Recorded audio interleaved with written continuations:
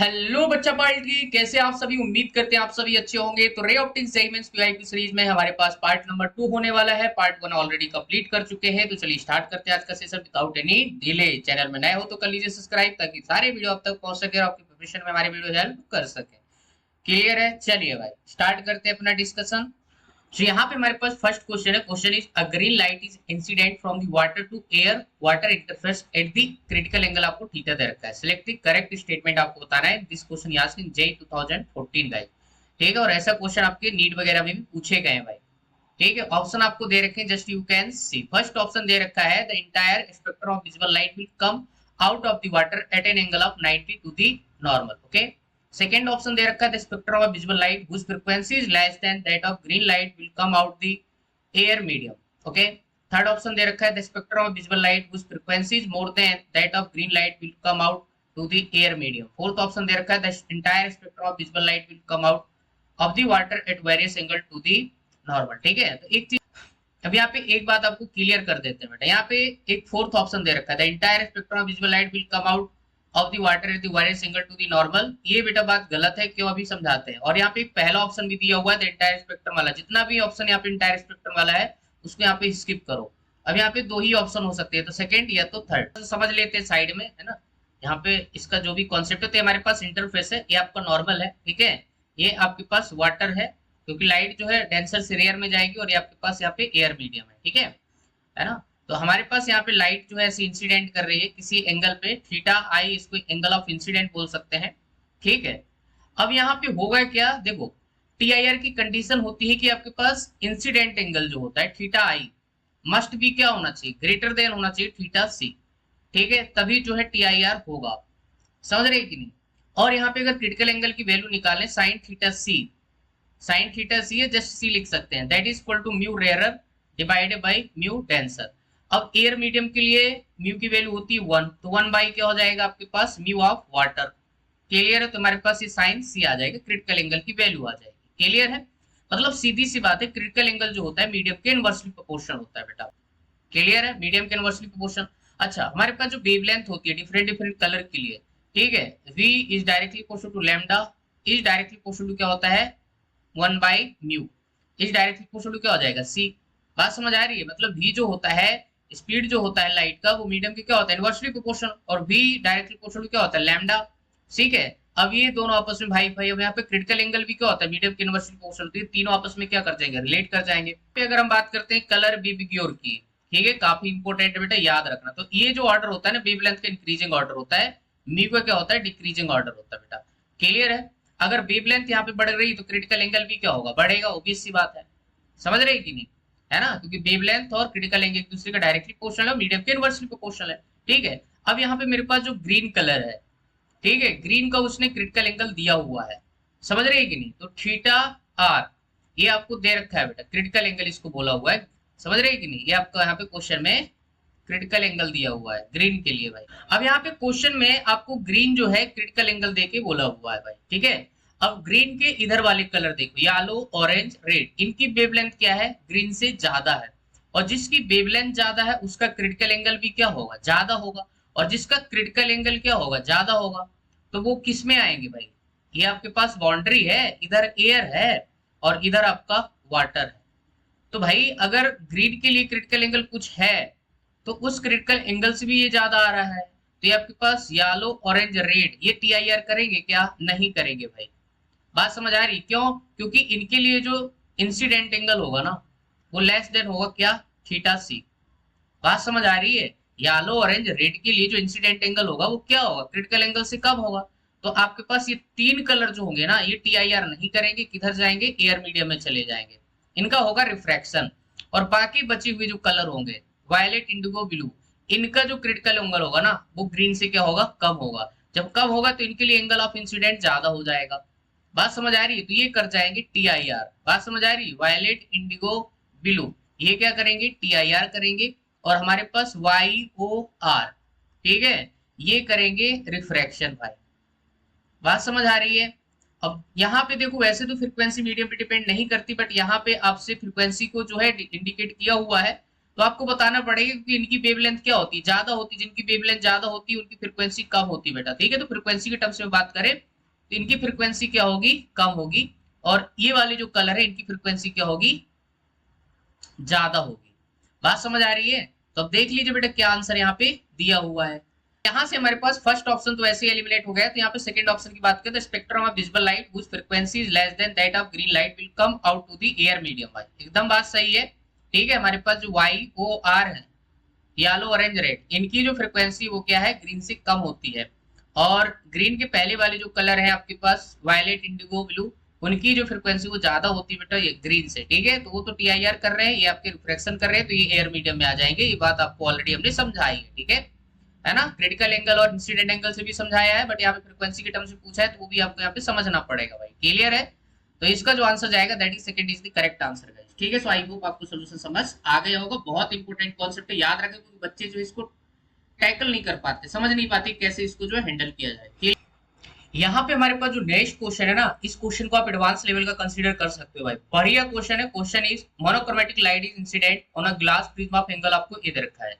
If the refractive index of the material of the prism mu दे रखा है, a ray incident at an angle theta on the face AB would get transmitted through the face AC of the prism provided। ठीक है, and this question ही asked in JEE 2015। Option आपको दे रखे just to can सी। चलिए समझते हैं भाई, क्वेश्चन बहुत ही लाजवाब है। तो यहाँ पे देखिए लाइट आपके पास थीटा एंगल पे इंसिडेंट कर रही है, आफ्टर रिफ्रैक्शन ही कुछ ऐसी जाएगी, उसके बाद यहाँ पे ट्रांसमिशन कराना। ठीक है, यहाँ पे भी आपको नॉर्मल कुछ ऐसा बनेगा। ये एंगल हमारे पास R1, तो ये वाला कितना हो जाएगा R2। क्लियर है? तो ये लाइट ऐसे जाएगी, है ना? अगर यहाँ पे TIR कराना है तो R2 की value must be greater than critical angle. ठीक है, तो सबसे पहली बात यहाँ पे ट्रांसमिशन बोला हुआ है। ठीक है, AB would get transmitted through the face AC। तो यहाँ पे R2 की जो वैल्यू, मैं आपको कंडीशन बता देता हूँ ट्रांसमिशन के लिए। ठीक है, ट्रांसमिशन के लिए अगर लाइट को AB फेस से ट्रांसमिट करना है, मर्ज करना है, बाहर निकलना है। ठीक है, तो इसके लिए यहाँ पे क्या होगा, हमारे पास जो R2 की वैल्यू होगी, ये एंगल ऑफ इंसिडेंट होगा ना इस फेस के लिए, तो ये R2 जो होगा that is less than critical angle. ये तो आपको बात मालूम होगी भाई, रिफ्रैक्शन कराना है तो हमारे पास इंसिडेंट एंगल की जो वैल्यू होगी वो क्रिटिकल एंगल से क्या होना चाहिए, कम होनी चाहिए। अगर मुझे TIR कराना होता तो एंगल ऑफ इंसिडेंट बोले तो R2 must be greater than क्या होना चाहिए था, C होना चाहिए था। ठीक है, तो क्वेश्चन में जैसा बोला गया है उसी के अकॉर्डिंग अपने को डील करना पड़ता है भाई। क्लियर है? तो हमारे पास ये कंडीशन फर्स्ट मिलेगी कि R2 लेस देन C हो जाएगा फॉर ट्रांसमिशन, राइट। अच्छा, अब यहाँ पे अगर क्रिटिकल एंगल की बात करें तो साइन C इक्वल टू क्या हो जाएगा बेटा, साइन C इक्वल टू हो जाएगा, मान लीजिए इसका रिफ्रैक्टिव इंडेक्स म्यू होता है, साइन C इक्वल टू हो जाएगा 1/μ, क्योंकि बाहर तो आपका एयर मीडियम है। ठीक है, तो पहली कंडीशन 1, इसको नाम दे दे क्वेश्चन नंबर 2।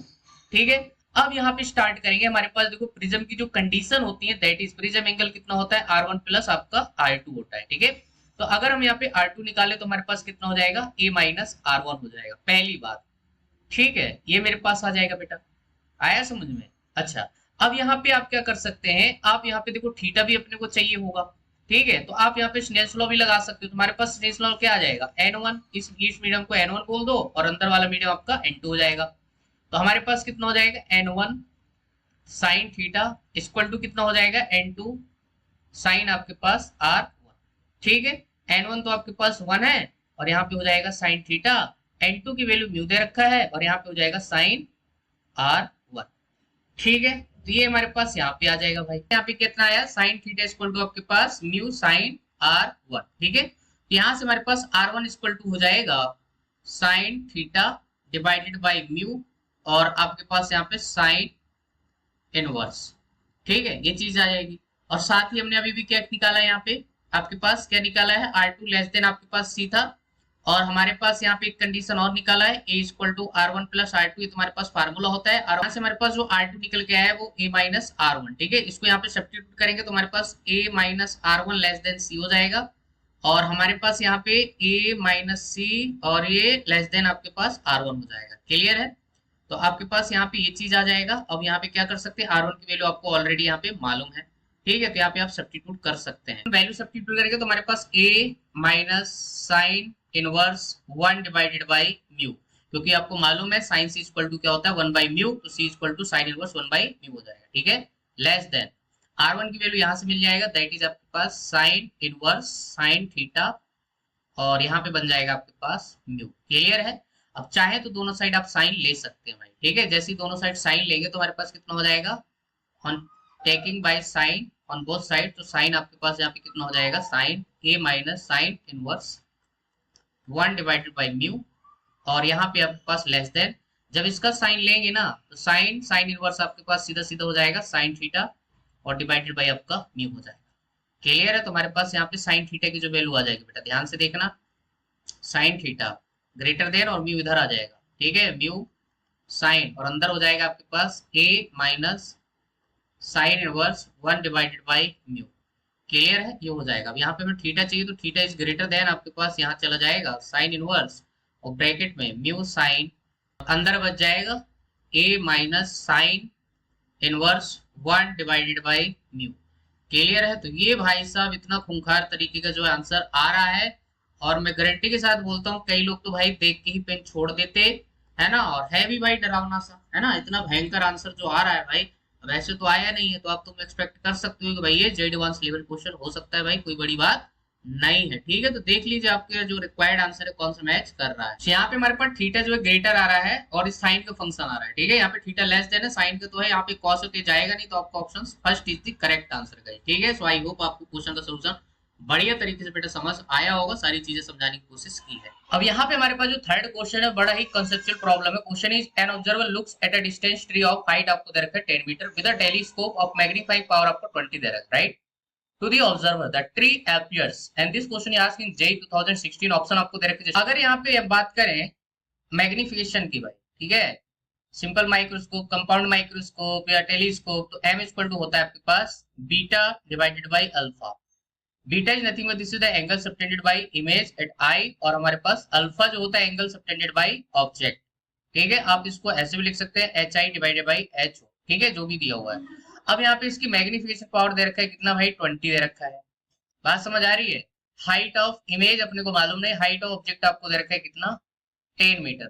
ठीक है, आपको जो ट्री का हाइट जो अपियर होगा ना भाई, जब टेलीस्कोप से देखोगे तो आपको 20 टाइम्स जो है टॉलर नजर आएगा भाई, इससे हाइट ऑफ ऑब्जेक्ट से। क्लियर है? तो ये चीज यहाँ पे आपको समझ आना चाहिए। तो किस पर्टिकुलर क्वेश्चन जो आंसर जाएगा भाई, दैट इज आपको क्या होना चाहिए यहाँ पे, दैट इज आपके पास हो जाएगा यहाँ पे सेकंड ऑप्शन भाई साहब, 20 टाइम्स टॉलर। यहाँ पे हमारे पास जो नेक्स्ट क्वेश्चन है that is two plane mirrors are inclined to each other such that a ray of light incident on the first mirror M1 at parallel to the second mirror M2 बोला हुआ है is finally reflected from the second mirror M2 and parallel to the first mirror M1. The angle between the two mirrors will be, and this question is asked in JEE 2019. Option आपको दे रखे जैसे can see. तो समझते हैं, यहाँ पे आपको डायग्राम वगैरह बना के नहीं दिया है तो आपको खुद ही बनाना पड़ेगा। ठीक है, तो हमारे पास मान लीजिए एक मिरर ये है और दूसरा मिरर जो है यहाँ पे ऐसा यहाँ पे बना दिया है। ठीक है, बाई स्केल नहीं बेटा, संभाल लेना।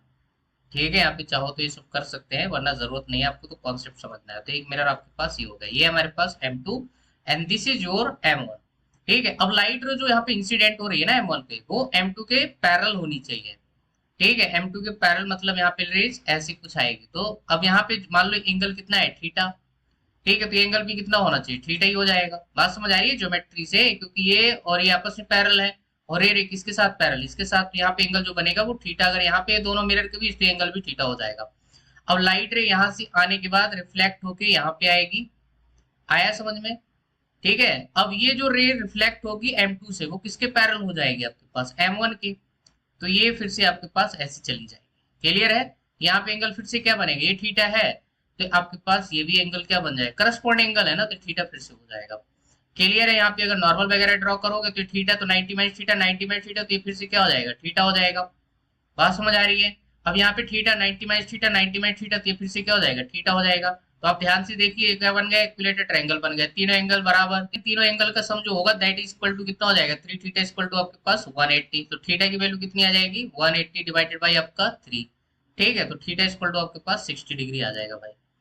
क्लियर है? सो आई होप आपको बात समझ आ जाएगी। तो इस पर्टिकुलर क्वेश्चन का जो आंसर जाएगा that is fourth is the correct answer. ठीक है, अब यहाँ पे आपके पास डेविएशन भी पूछा जा सकता था, कितना डेविएशन होगा फाइनल, तो आपके पास थीटा निकालता, उसके बाद 360 माइनस ये फाइनल रे कितना डेविएट करेगी, तो 2 थीटा कर देते। ठीक है, तो 360 माइनस आप 120 कर देते, तो भी आपके पास यहाँ पे आंसर निकल आता।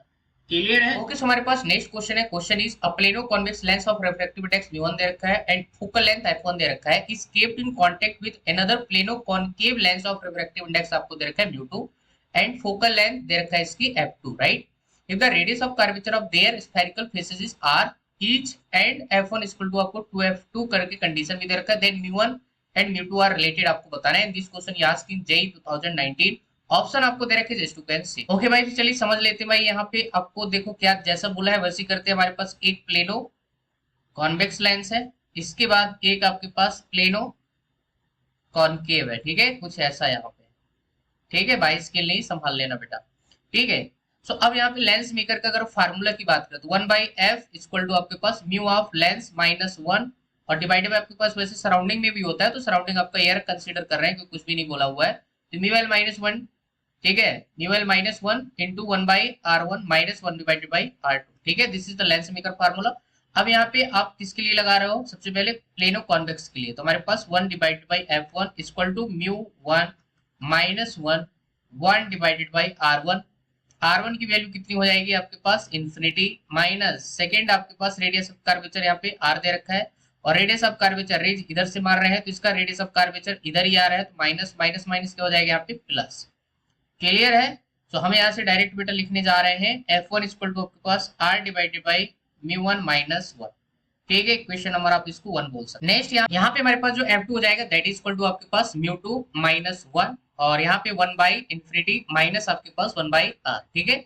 अब ध्यान से देखिए, अगर मेरे पास ये प्लेनो कॉनकेव लेंस है तो आपके पास इसका तो इंफिनिटी हो जाएगा बट इसका आपका यहाँ पॉजिटिव जाने वाला है, ठीक है, तो माइनस ही रहेगा। तो ऑब्वियस सी बात है कॉनकेव लेंस की जो फोकल लेंथ होती है वो नेगेटिव होती है बेटा, तो f2 इक्वल टू क्या आ जाएगा, जस्ट मैग्नीट्यूड की बात करेंगे हमारे पास, तो यहाँ पे r divided by mu two minus 1। Clear है, तो ये हमारे पास आ जाएगा। अब यहाँ पे कंडीशन दे रखा है कि f1 equal to 2 times of f2, ठीक है, तो f1 की value r divided by mu one minus 1 equal to हो जाएगा 2 times of r divided by mu two minus 1। r ने r को मार दिया, दोनों साइड क्रॉस मल्टीप्लाई कराएंगे तो mu two minus 1 equal to 2 times of mu one minus आपका 2, ठीक है। थोड़ा इसको सॉल्व वगैरह कर लीजिए। हमारे पास 2 म्यू2 माइनस आपका सॉरी यहाँ से हमारे पास हो जाएगा 2 म्यू1 माइनस आपका यहाँ पे म्यू2 और माइनस 2 प्लस 1 इक्वल टू 0, तो 2 mu one minus mu two equal to आपके पास यहाँ पे 1 आ जाएगा। क्लियर है, this is the relation between mu one and mu two. तो देख लीजिए आपके पास ये रिक्वायर्ड आंसर हो, ठीक है। तो हमारे पास जो आंसर जाएगा दैट इज आपका यहाँ पे आपको first is the correct answer. Okay, so हमारे पास नेक्स्ट क्वेश्चन है monochromatic light is incident at a certain angle on an equilateral triangle prism and suffers minimum deviation if the refractive index of the material of the prism is √3 then the angle of incidence is, okay, and this question is asked in JEE 2019। Option आपको दे रखे just to can see। Okay भाई, चलिए समझते हैं। हमारे पास यहाँ पे इक्विलेटर ट्रायंगल दे रखा है, इक्विलेटर ट्रायंगल का मतलब यहाँ पे प्रिज्म एंगल कितना हो जाएगा आपका 60 डिग्री हो जाएगा भाई, सीधी सी बात है, ठीक है। यहाँ पे बनाना चाहे तो आप बना सकते हैं भाई, ये रहा हमारे पास इक्विलेटर ट्रायंगल कुछ ऐसा, ठीक है। अच्छा, ये एंगल ऑफ प्रिज्म होगा, यहाँ पे लाइट जो है इंसिडेंट कर रही है और यहाँ पे आप नॉर्मल बना सकते हैं, इसके बाद ये लाइट ऐसे जाएगी, ठीक है, और यहाँ पे ऐसे रिफ्रैक्ट कर जाएगी, ठीक है, तो यहाँ पे भी जो भी है नॉर्मल वगैरह बनेगा, तो ये हमारे पास एंगल ऑफ इंसिडेंट हो जाएगा, ये R1 and this is your R2, ठीक है। तो हमारे पास एंगल ऑफ प्रिज्म जो होता है A equal to that is equal to R1 plus R2 होता है, इसकी भी जरूरत पड़ेगी यहाँ पे, समझ रहे कि नहीं। अब यहाँ पे मिनिमम डेविएशन की कंडीशन बताया हुआ है, तो मिनिमम डेविएशन की कंडीशन हमारे पास क्या होता है, R1 equal to R2 equal to R, it means that r plus r आपके पास 2r, r इक्वल टू हो जाएगा a डिवाइडेड बाई 2 बोले तो 60 डिवाइडेड बाई 2, तो हमारे पास r की वैल्यू आ जाएगी जस्ट 30 डिग्री। क्लियर है, मतलब यहाँ पे r1 r2 आपके पास कितने हो जाएंगे 30 हो जाएंगे। अब यहाँ पे रिफ्रैक्टिव इंडेक्स इसका आपको दे रखा है √3 और यहाँ पे एयर मीडियम है तो 1 हो जाएगा, हम लगाएंगे स्नेल्स लॉ, ठीक है, तो n1 sin i, ठीक है, n1 की वैल्यू 1 दे रखा है equal to n2 sin r, n2 आपके पास √3 sin r बोले तो यहाँ पे 30 हम पुट कर सकते हैं, तो हमारे पास sin i equal to √3 multiply r की वैल्यू 30 रखेंगे तो 1/2 हो जाएगा, तो i इक्वल टू हो जाएगा sin of inverse √3 divided by 2 is nothing but this is 60 degree. Clear है, हमारे पास एंगल ऑफ इंसिडेंट आ जाएगा दैट इज आपका फोर्थ ऑप्शन 60। यहाँ पे हमारे पास जो नेक्स्ट क्वेश्चन है that is an object is at a distance of 20 metre दे रखा है from a convex lens of focal length आपको दे रखा है 0.3 metre. The lens forms an image of the object if the object moves away from the lens at a speed of 5 metre per second दे रखा है, the speed and direction of image will be, okay, and this question you asked in JEE 2019। Option आपको दे रखे हैं just to can see guys. सबसे पहले देखते हैं गिवन क्या है भाई, ठीक है, सिंपल सा क्वेश्चन है, तो हमारे पास u इक्वल टू दे रखा है 20 मीटर है भाई, ठीक है, माइनस लिखेंगे क्योंकि रियल ऑब्जेक्ट होगा यहाँ पे, और हमारे पास f इक्वल टू दे रखा है 0.3 metre focal length of the lens, right. तो इनकी हेल्प से हम निकाल लेंगे पोजीशन ऑफ इमेज, राइट। हमें यहाँ पे और एक चीज दे रखा है स्पीड ऑफ ऑब्जेक्ट दे रखा है, हम इसको चाहे तो वी ओ लिख सकते हैं, that is equal to 5 metre per second. ठीक है, और ये दूर जा रहा है। ठीक है, मूव्स अवे मतलब यहाँ पे नेगेटिव होगा भाई। ठीक है, अगर मान लीजिए मेरे पास ये लेंस है, समझो इधर रफली ऐसे बना रहे हैं, तो ऑब्जेक्ट यहाँ पे कहीं पे बैठा होगा, तो ये ऑब्जेक्ट इधर जा रहा है। ठीक है, तो आप यहाँ से समझ सकते हैं कि बेटा हमने जब इमेज फॉर्मेशन वगैरह किया होगा, तो वहां पे एक चीज आपको समझ आई होगी, जब दूर से ऑब्जेक्ट लेंस की तरफ आती है तो इमेज दूर जाती है। ठीक है, और जब ऑब्जेक्ट ही दूर जाएगी तो इमेज पास आएगी। ठीक है, तो इसकी हेल्प से तुम साइन कन्वेंशन तो यहीं से कर सकते हो। तो यहाँ पे ऑप्शन जो जाएंगे तो थर्ड होगा तो फोर्थ होगा, तो यहाँ पे फर्स्ट और सेकंड तो आप ऐसे एलिमिनेट कर सकते हो। ठीक है ना, तो आपके पास 50-50 जो है यहाँ पे आंसर बचने वाले हैं, 3 और 4 में ही कोई आंसर आपका जाने वाला है। ठीक है, तो थोड़ा सा आप इसको सॉल्व कर लीजिए और आंसर निकाल लीजिए भाई। ठीक है, तो हम यहाँ पे क्या करेंगे, फोकल लेंथ वाला फार्मूला लगाएंगे, 1/f equal to 1/v minus 1/u, यहाँ से आपको u भी मिल जाएगा। क्लियर है, तो हमारे पास 1/v इक्वल टू आपके पास 1/f प्लस आपका 1/u। f की वैल्यू दे रखा है 1 डिवाइडेड बाई 0.3 प्लस आपके पास 1 डिवाइडेड बाई -20 लिखना पड़ेगा। ठीक है, तो हमारे पास 1/v इक्वल टू हो जाएगा, पॉइंट हटाएंगे तो ऊपर 10 जाएगा, नीचे आपका 3 बचेगा, यहाँ पे -1 डिवाइडेड बाई 20 हो जाएगा। क्लियर है, यहाँ पे 20 मल्टीप्लाई 3 ऊपर जाएगा आपके पास कितना, ध्यान से देखिए, यहाँ पे आपके पास 200 हो जाएगा और यहाँ पे हो जाएगा आपके पास 3। क्लियर है, तो हमारे पास ऊपर कितना बन जाएगा 197 डिवाइडेड बाई आपके पास 60। क्लियर है, इसको भाग लगाइए, भाग इसको बाद में लगाना, तो v इक्वल टू आपके पास 60 डिवाइडेड बाई 197 हो जाएगा। ठीक है, इसको जब अपन सॉल्व करेंगे तो हमारे पास 0.304 समथिंग आपके पास यहाँ पे मीटर में आंसर आ जाएगा। ठीक है, तो ये हमारे पास पोजीशन ऑफ क्या हो जाएगी, इमेज हो जाएगी भाई। ठीक है, आया समझ में, आप इसको 0.30 ही रहने दीजिए, ज्यादा बेटर है। ठीक है, तो ये हमारे पास क्या आ जाएगी, पोजीशन ऑफ इमेज आ जाएगी। नेक्स्ट हमारे पास यहाँ पे जो हमारे पास फार्मूला था 1/f equal to 1/v minus 1/u, इसको अगर डिफरेंशिएट करेंगे, ठीक है, वैसे फार्मूला हम चाहे डायरेक्ट लिख सकते हैं, लेकिन मान लो एग्जाम में आप भूल जाते हो तो आप डायरेक्ट निकाल सकते हो। तो 1/f मतलब फोकल लेंथ जो है ऑलवेज कांस्टेंट रहेगी। ठीक है, तो आपका अगर डिफरेंशिएशन करेंगे तो हमारे पास ये वाला टर्म क्या हो जाएगा, 0। बात समझ आ रही है, और यहाँ पे 1/v लिखा है, ऊपर जाएगा, यहाँ पे चाहे तो हम एक बार ऐसे लिख सकते हैं f की पावर -1 इक्वल टू v की पावर -1 और माइनस u की पावर -1। क्लियर है, इसको डिफरेंशिएट करेंगे तो फोकल लेंथ तो वैसे भी कांस्टेंट है, 0 हो जाएगा कांस्टेंट का डिफरेंशिएशन। यहाँ पे माइनस v की पावर -2 और यहाँ पे हो जाएगा dv डिवाइडेड बाई dt। बेटा यहाँ पे माइनस माइनस हो जाएगा प्लस u की पावर -2 और ये हो जाएगा du बाई dt। बेटा एक बात याद रखना, dv बाई dt ये क्या है, वेलोसिटी किसका है, इमेज का, और du बाई dt किसका, वेलोसिटी है ऑब्जेक्ट का। बात समझ आ रही है, पोजीशन है v और u। ठीक है, इनका डिफरेंशिएशन जो है आपको वेलोसिटी देगा, समझ रहे हैं कि नहीं। तो हमारे पास ये हो जाएगा। अब हम क्या करेंगे, थोड़ा सा इसको अरेंज कर लेंगे, तो हमारे पास ये इधर आएगा तो कितना हो जाएगा, dv डिवाइडेड बाई dt, और ये हो जाएगा 1/v स्क्वायर, और इधर हो जाएगा 1/u square du by dt।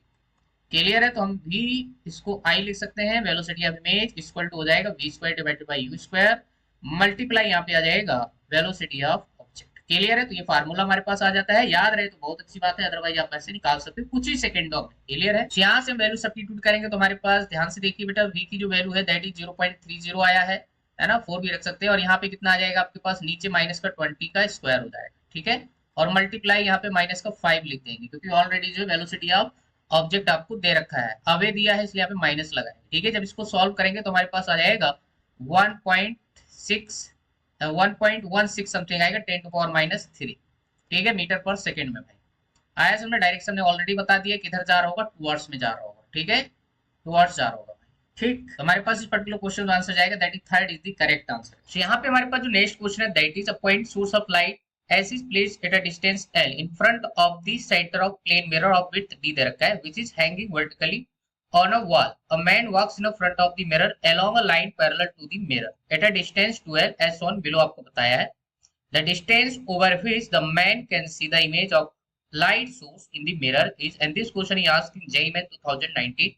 Option आपको दे रखे हैं जिसने कोई सी गाइड। ओके, सो बहुत ही प्यारा क्वेश्चन है भाई, प्योर ज्योमेट्रिकल क्वेश्चन है। अब इस क्वेश्चन को करने का जो तरीका है मैं आपको बताता हूँ। सबसे पहले यहाँ पे एफडीडी वगैरह बना लेंगे, ठीक है। तो आई होप आपको क्वेश्चन समझ आया होगा। उसका कहने का मतलब ये है कि यहाँ पे जो सोर्स रखा हुआ है भाई, लाइट सोर्स, इसको कितनी मैक्सिमम डिस्टेंस तक जो है मैन आपका देख सकता है इसकी इमेज, ठीक है, किसमें, मिरर में। ठीक है, तो अब इसकी इमेज तो भाई यहाँ बनेगी, ठीक है, सेम डिस्टेंस पे, ये एल डिस्टेंस पे रखा हुआ है, तो यहाँ पे अपोजिट साइड में behind the mirror L distance पे क्या बन जाएगी, इसकी इमेज बन जाएगी एच डैश। क्लियर है, तो इसके कोऑर्डिनेट लिखना चाहे तो लिख सकते हैं -l, -l, 0 वगैरह। जब मिरर का सेंटर पॉइंट जो है इसको ओरिजिन कंसीडर करते हैं, इसके कोऑर्डिनेट 0,0 आप लिख सकते हैं, ठीक है।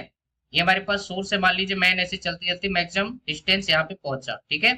तो फाइनल लाइट रे यहाँ से जो है रिफ्लेक्ट होके ऐसे इसकी आंखों तक आ रही होगी, ठीक है।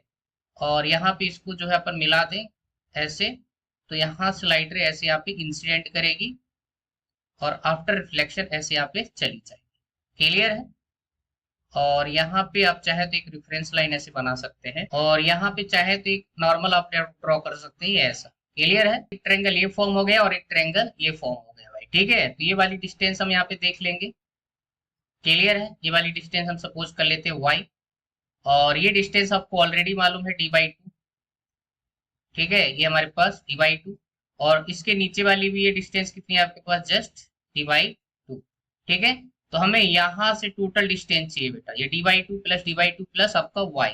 तो हमारे पास जो मैक्सिमम पॉसिबल डिस्टेंस हो जाएगा, हम यहाँ पे कैपिटल D से लिखते हैं, that is y plus d/2 plus d/2 कितना हो जाएगा, जस्ट d हो जाएगा। क्लियर है। तो ये हमारे पास यहाँ पे आंसर होगा, जस्ट हमें y की वैल्यू अगर मिल जाए तो, ठीक है। यहाँ पे ट्रायंगल देख लीजिए बेटा, अगर मान लीजिए एंगल आपका थीटा है, ठीक है, तो ये एंगल भी यहाँ पे थीटा ही बनेगा, ठीक है, और ये एंगल भी थीटा बनेगा रिफ्लेक्शन की प्रॉपर्टी से, ठीक है। अब ये तो यहाँ पे अल्टरनेटिव एंगल थे, अगर ये थीटा तो ये भी थीटा, तो अल्टरनेटिव एंगल है ना यहाँ पे, और यहाँ पे रिफ्लेक्शन लॉ फॉलो हो रहा है, ठीक है। तो ये थीटा, ये भी थीटा हो जाएगा, ठीक है। तो यहाँ पे अपन ट्रायंगल देख सकते हैं बेटा, ये वाला ट्रायंगल परपेंडिकुलर बनेगा, तो हम यहाँ पे लगा सकते हैं tan थीटा। तो tan थीटा इक्वल टू हमारे पास क्या हो जाएगा, ये लेंथ आपको ऑलरेडी l दे रखा है, तो हमारे पास क्या बनेगा, बेस बनेगा और परपेंडिकुलर बनेगा, दैट इज आपका कितना है, d/2 है। क्लियर है। ये आपके पास सेंटर से, ठीक है। तो कितना हो जाएगा, d divided by 2 into L हो जाएगा, ठीक है। d/2 डिवाइडेड बाई एल होगा ना, तो d/2l आ जाएगा, ठीक है। अच्छा, अब इस ट्रायंगल पे अगर बात करें हम यहाँ पे, ठीक है, तो यहाँ पे फिर से अगेन क्या लगा सकते हैं आप, tan थीटा। तो यहाँ पे कितना हो जाएगा, y। क्लियर है। परपेंडिकुलर डिवाइडेड बाई आपके पास कितना हो जाएगा, 2l। बात समझ आ रही है। ये लेंथ यहाँ से यहाँ तक कितनी दे रखी है, 2l दे रखा है, ठीक है। तो हमारे पास यहाँ पे कितना हो जाएगा, ध्यान से देखिए, d divided by 2l equal to y divided by कितना हो जाएगा, 2l, ठीक है। तो हमारे पास y की वैल्यू कितनी आ जाएगी, जस्ट आपके पास यहाँ पे y की वैल्यू आ गई d, ठीक है। तो y की वैल्यू अगर d आ गई तो हमारे पास कितना हो जाएगा, यहाँ पे y इक्वल टू हमारे पास जस्ट यहाँ से निकल के आ जाएगा d। तो हमारे पास कैपिटल D इक्वल टू हो जाएगा d plus d equal to आपका कितना, 2d। क्लियर है। तो हमारे पास जो टोटल मैक्सिमम डिस्टेंस होगी दैट इज आपका 2d, बोले तो third is the correct answer guys, ठीक है। सो आई होप आपको क्वेश्चन का सलूशन समझ आया होगा, सिंपल सा था, कोई बड़ी बात नहीं, प्योर ज्योमेट्रिकल बेस्ड क्वेश्चन था। ओके, सो हमारे पास जो नेक्स्ट क्वेश्चन है, what is the position and nature of image found by lens combination on figure, ठीक है। f1 f2 जो है इसकी फोकल लेंथ दे रखा है, this question you asked in JEE 2019। Option आपको दे रखे हैं, just to can see guys, समझ लेते हैं भाई, सिंपल सा कॉन्सेप्ट है, कोई बड़ी बात नहीं है। तो यहाँ पे करना कुछ नहीं है, आपके पास जो ऑब्जेक्ट ओ की इमेज बनेगी बाय लेंस ए, वो सेकंड के लिए क्या करेगी, ऑब्जेक्ट का काम करेगी भाई, ठीक है। तो सबसे पहले कॉन्वेक्स लेंस ए के द्वारा जो इमेज फॉर्म कर लेते हैं, तो हमारे पास फार्मूला क्या होगा, 1/f equal to 1/v minus 1/u। जब इसको सॉल्व करेंगे तो हमारे पास v इक्वल टू आ जाएगा uf divided by u plus f। Clear है। डायरेक्ट फार्मूला याद आए तो आपका टाइम बहुत बच जाएगा, ठीक है। तो हम इसको यहाँ पे v1 लिखेंगे, u की वैल्यू -20 है, ठीक है, रियल ऑब्जेक्ट के लिए, और f की वैल्यू यहाँ पे कॉन्वेक्स लेंस के लिए पॉजिटिव होगा, तो प्लस का 5 डिवाइडेड बाई -20 प्लस 5, ठीक है। जब सॉल्व करेंगे तो हमारे पास कितना आएगा, 100, और डिवाइडेड बाई माइनस का यहाँ पे 15, माइनस माइनस बल्ले बल्ले, इसको जो इसको डिवाइड करेंगे तो आपके पास आ जाएगा 20/3, और ये आंसर होगा सेंटीमीटर में, ठीक है। तो हमारे पास v1 जो आ जाएगा दैट इज 20/3 सेंटीमीटर। क्लियर है। आया समझ, पॉजिटिव आया है मतलब रियल इन्वर्टेड इमेज बनाएगा, वो भी इधर, ठीक है। अभी दोनों के बीच का जो अब यहाँ पे लेंस के बीच का जो सेपरेशन है दैट इज 2 सेंटीमीटर। अब ये जो वैल्यू आई है 20/3, ये 2 से ज्यादा है, मतलब ये यहाँ पे कहीं पे बनेगी, ठीक है। सो यहाँ से यहाँ तक की डिस्टेंस जो है आपके पास 20/3 होगी, तो हमें तो इसके पोल से चाहिए, बात समझ आ रही है, इसको ऑप्टिक सेंटर से चाहिए, तो यहाँ से 2 माइनस कर दो, तो हमारे पास जो u डैश आ जाएगा, ठीक है, इसके लिए b लेंस के लिए, तो हमारे पास कितना हो जाएगा 20/3 माइनस 2 डिवाइडेड बाई 1 करेंगे, एलसीएम वगैरह लेंगे तो 20 माइनस आपका 6 डिवाइडेड बाई 3, तो यू डैश जो आ जाएगा दैट इज आपको 14 डिवाइडेड बाई 3 सेंटीमीटर, ठीक है। और ये पॉजिटिव होगा क्यों, क्योंकि ये वर्चुअल ऑब्जेक्ट होगा लेंस बी के लिए, ठीक है। तो अब फिर से अगेन जो है इसको यहाँ पे सॉल्व करेंगे, तो ये वाली डिस्टेंस हमारे पास आ चुकी है, ठीक है, कितना 14/3 सेंटीमीटर, राइट। अब इसके द्वारा जो है इमेज यहाँ पे बना। सो अगेन हम यहाँ पे V2 निकालेंगे, फिर से फार्मूला वही U F divided by you plus आपका एफ। यू की वैल्यू अब यहाँ पे क्या हो जाएगी 14/3 मल्टीप्लाई फोकल लेंथ आपका माइनस का 5 हो जाएगा। ठीक है, यहाँ पे 14/3 और माइनस का 5 हमारे पास ऊपर कितना हो जाएगा, इसको सॉल्व करिए तो माइनस का 70 और डिवाइडेड बाई 3। ठीक है, नीचे यहाँ पे एलसीएम करेंगे तो कितना हो जाएगा 14 माइनस यहाँ पे 15 और डिवाइडेड बाई 3। 3 ने 3 को मार दिया तो ऊपर कितना हो जाएगा -70 डिवाइडेड बाई -1। ठीक है, माइनस माइनस बल्ले बल्ले तो हमारे पास V2 जो आ जाएगा दैट इज आपका पॉजिटिव 70 सेंटीमीटर। क्लियर है, तो हमारे पास ये जो इमेज बनेगी दैट इज आपका रियल होगा बेटा। बात समझ आ रही है, वर्चुअल की रियल इमेज बनाएगा कौन सा लेंस, कॉन्वेक्स लेंस, वो भी आपको कौन साइड, राइट साइड।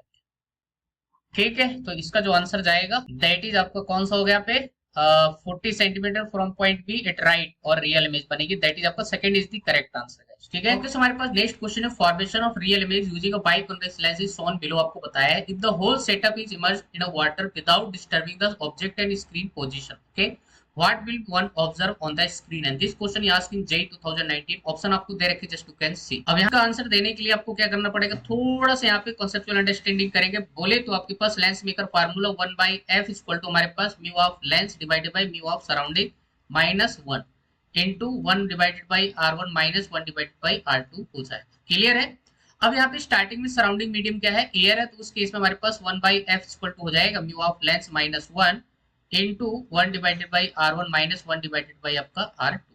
ठीक है, अब जब इसको पूरे सिस्टम को, होल सिस्टम को आप वाटर के अंदर ले जाएंगे तो हमारे पास जो न्यू फोकल लेंथ आएगा, ये सेकंड केस हम बोल सकते हैं। ठीक है, ये आपके पास जो भी था फर्स्ट केस, तो हमारे पास यहाँ पे 1/f डैश इसको ले लेंगे भाई। ठीक है, और यहाँ पे क्या हो जाएगा mu of lens divided by mu of water -1। ठीक है, और यहाँ पे हो जाएगा 1 divided by R1 minus 1 divided by R2। इसमें इन दोनों को कंपेयर करते हैं भाई। ठीक है, ये वाला whole term mu L divided by mu W -1 ये क्या हो जाएगा और कम हो जाएगा देन एयर मीडियम। ठीक है, तो 1/f डैश क्या हो जाएगा, घट जाएगा। बट यहाँ पे 1/f डैश को जब रेसिप्रोकल करेंगे तो f डैश की वैल्यू क्या हो जाएगी, फोकल लेंथ बढ़ जाएगा। बात समझ आ रही है बेटा, ये बात आपको समझनी पड़ेगी। Mu L divide by mu W लिखा है ना, अगर यहाँ पे जनरली हम बात करें तो हमारे पास म्यू ऑफ लेंस जो होता है कुछ भी नहीं दिया है, तो हम यहाँ पे 3/2 कंसीडर कर सकते हैं लेंस के लिए। और म्यू ऑफ वाटर तो ऐसे भी आपको कितना होता है 4/3। ठीक है, जब इसको सब्स्टिट्यूट करेंगे तो 3/2 और ऊपर जाएगा 3 डिवाइडेड बाई 4 तो 9 बाई कितना हो जाएगा 8 आ जाएगा। बात समझ आ रही है, तो आपके पास यहाँ पे जब इसको सॉल्व करेंगे तो आपके पास ये जो वैल्यू है, ठीक है, यहाँ पे कितनी आ रही थी 0.5, अगर यहाँ पे अगर सॉल्व करोगे तो आपके पास कितना आएगा 0.5 आ जाएगा, है ना। 1.5 माइनस 1 तो 0.5 और यहाँ पे कितना आ रहा है आपके पास 1 पॉइंट आपके पास 1 समथिंग आ रहा है। ठीक है, तो जब इसको माइनस करेंगे तो हमारे पास 0 पॉइंट समथिंग आपके पास 0.12 समथिंग जो भी है आएगा, लेकिन इससे तो कम ही आएगा।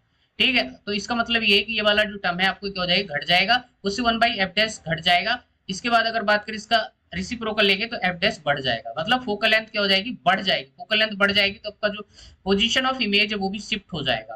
पोजीशन ऑफ इमेज है वो भी आपका शिफ्ट कर जाएगा। पहले आपकी स्क्रीन में बन रही थी, अब वो स्क्रीन है ही नहीं है, क्योंकि अब स्क्रीन की पोजीशन हमने चेंज नहीं किया है, तो इमेज जो होगी अब स्क्रीन पे नहीं बनेगी, मतलब आपको दिखाई नहीं देगी। इसका मतलब ये है कि डिसअपीयर हो जाएगी। ठीक है, क्लियर है, क्योंकि आपने कुछ भी चेंज नहीं किया है, स्क्रीन जहां पे है वहीं पे रखी है। ठीक है, तो पोजीशन चेंज होने की वजह से स्क्रीन आपके पास है ही नहीं है, तो इमेज क्या हो जाएगी, डिसअपीयर हो जाएगी बेटा। ठीक है, तो सिंपल सा कॉन्सेप्ट था, आपको जस्ट ऐसे ही इसको रिलेट करना पड़ेगा भाई। क्लियर, सो आई होप आपको क्वेश्चन का सोल्यूशन समझ आया होगा। तो ये था ओवरऑल आज का डिस्कशन। टोटल 10 क्वेश्चन जो हमने यहाँ पे डिस्कशन किए हैं, बाकी बचे हुए क्वेश्चन जो है वो अपन नेक्स्ट जो है वीडियो में लेकर आएंगे। फिर मिलते हैं आपको नेक्स्ट वीडियो, तब तक के लिए thank you, good luck to all. Video अच्छा लगे तो लाइक करना, चैनल को सब्सक्राइब जरूर कर देना, ताकि सारे वीडियो आप तक पहुंच सके और आपकी प्रिपरेशन हमारे वीडियोस हेल्प कर सके गाइस। ठीक है, चैनल में नए हो तो कर लेना सब्सक्राइब, ताकि सारे वीडियो आप तक पहुंच सके और बढ़िया तरीके से आपकी प्रिपरेशन हमारे वीडियो हेल्प कर सके। Okay, thank you for watching this video. कोई क्वेश्चन है, कोई क्वेरी है तो मुझे कमेंट सेक्शन में जरूर बताएं।